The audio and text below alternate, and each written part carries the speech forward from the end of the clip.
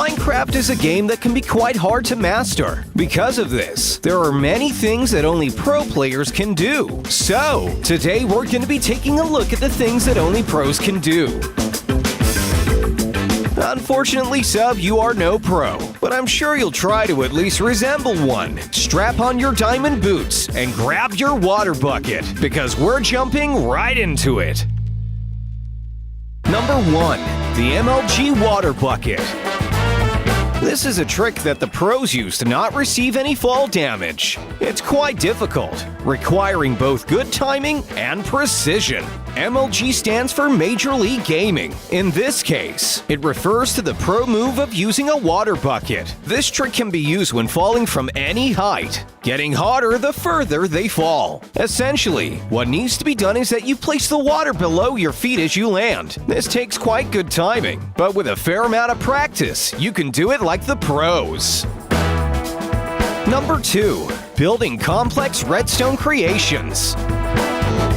Redstone is likely the strongest tool in all of survival Minecraft. However, it can be an extremely daunting task to attempt to make anything out of redstone due to its extreme complexity. Because of this complexity, many experienced Minecraft players even stay far away from it. Sub, however, is quite the pro at redstone.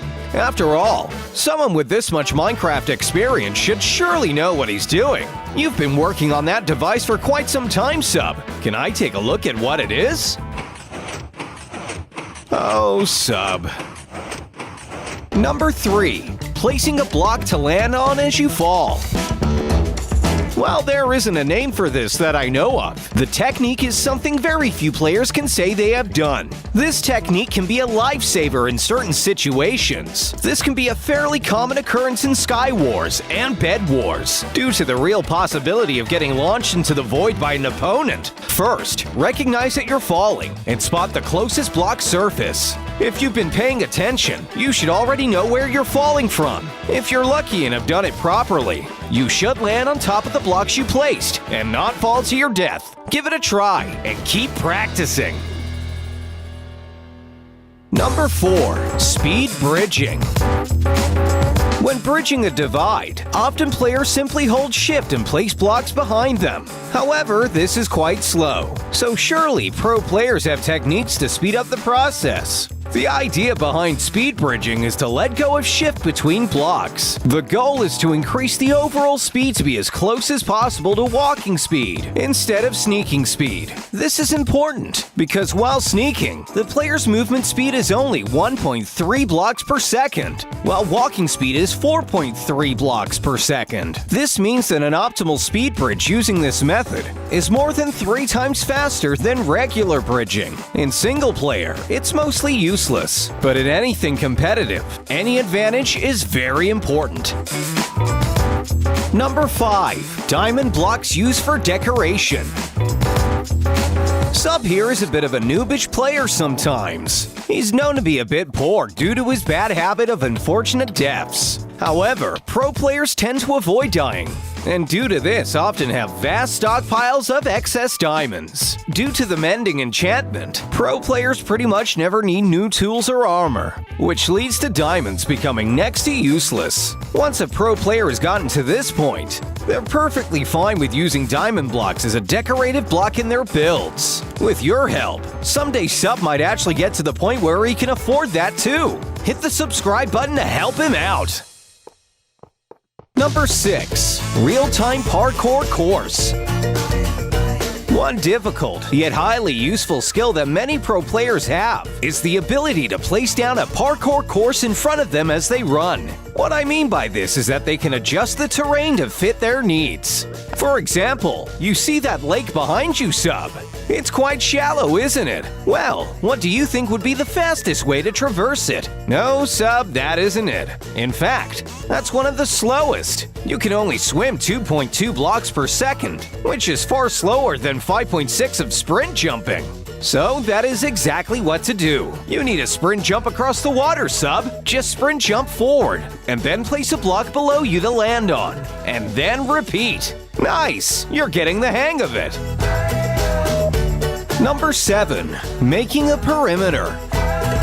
A perimeter is the outline of an object. In this case, a perimeter is a section of the world that has been prepared to ensure no mobs can spawn there. This is almost always with the purpose of increasing the spawn rates of mobs inside of a mob farm. Only pro players have the dedication to attempt such a project, as they normally must be in an extremely large area. Often, the method used is to remove the entire world inside the perimeter, all the way down to bedrock.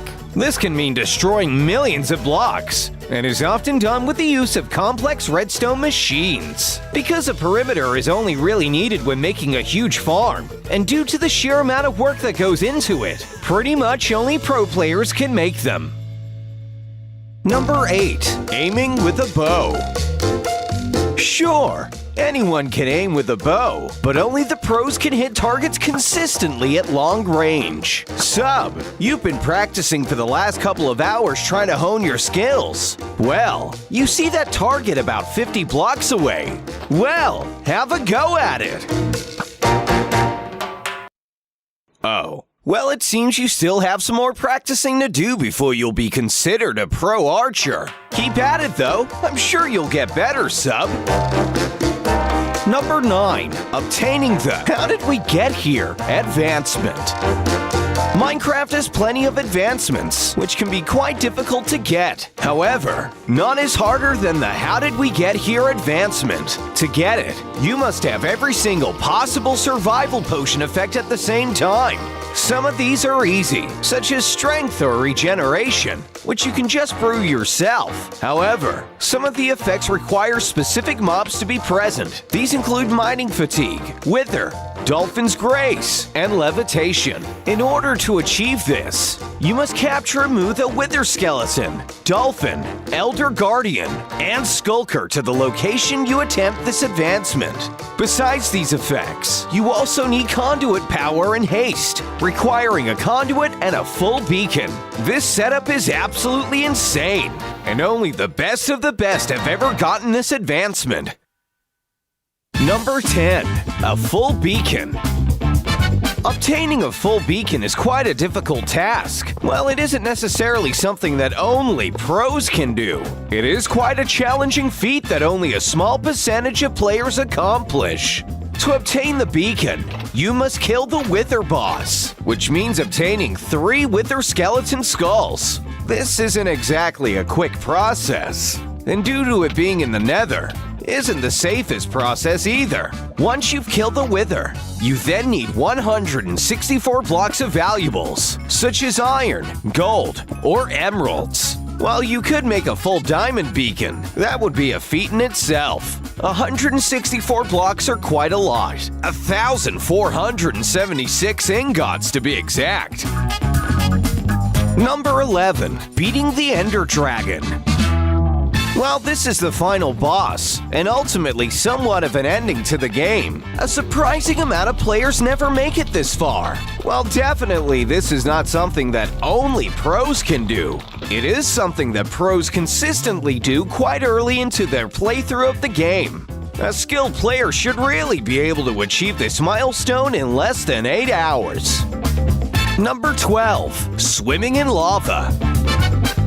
Pro players have mastered the skill of heat exchanging, so lava no longer phases them. Well, actually, Sub, pro players just remember to make fire resistance potions. This allows them to swim freely in lava for the duration of the potion. From what I've heard, it's quite a relaxing experience. You should try it, Sub. No, Sub? Oh, Sub. Number 13. End crystals for combat. When it comes to the most powerful weapon for PvP, some might think it's a sharpness 5 sword. Others might say it's a power 5 bow. However, in reality, the most powerful weapon is an end crystal. Pro players sometimes use end crystals for combat. They can only be placed on obsidian, so to use them in PvP, you place a block of obsidian next to the enemy, place the crystal on top, and then punch it. This can be done near instantly with practice, and can one-hit kill players with full protection for diamond armor. However, another pro aspect of End Crystal Combat is that it requires loads of gas tiers to craft all of the crystals. To obtain the number of gas tiers required to make this a viable means of combat, you would very likely need to make some sort of gas farm. This would likely mean getting to the roof of the Nether, a bit of a pro move in itself, and then constructing a large complex farm.